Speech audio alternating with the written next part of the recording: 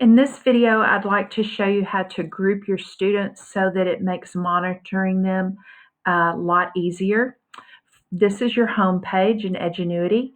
If you'll go to Manage User Groups and click on that, you can see that I already have several groups added.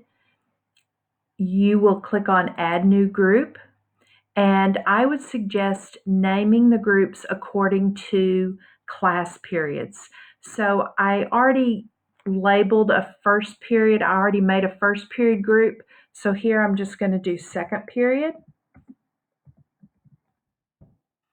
And then you will need to save that.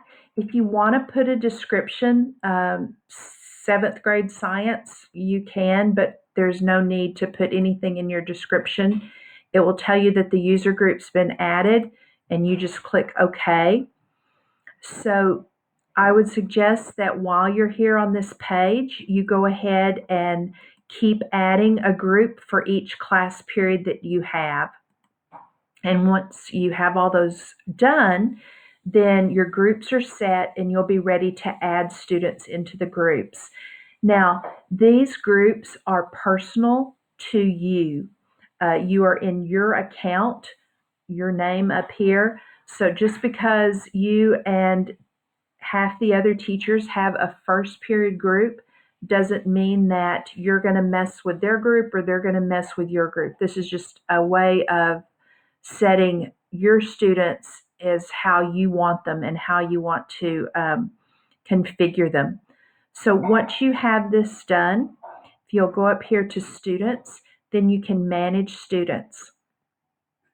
When you get to this page, you should see a listing of all the junior high students.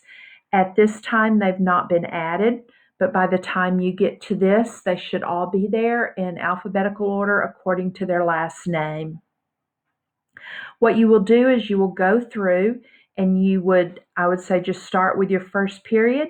You will click on students that are in your first period class. Once you click, you will see that you have some options up here.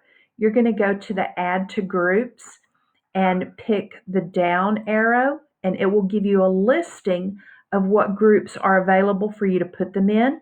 So these are my first period students, so I will put them there. Then you come back and you click on the plus sign. Then this tells me that they have been added to groups. Another thing that happens sometimes is things don't always happen immediately. So it tells you that if many users are submitting changes, it might take a few minutes. So you'll click OK, and then you'll go back to your list. And again, all of the junior high students should be listed. And you can go back and click others that are in your second period. Add to groups. I'm going to put these in my second period and plus sign and get there, and then click OK. So now those students have been added to my groups.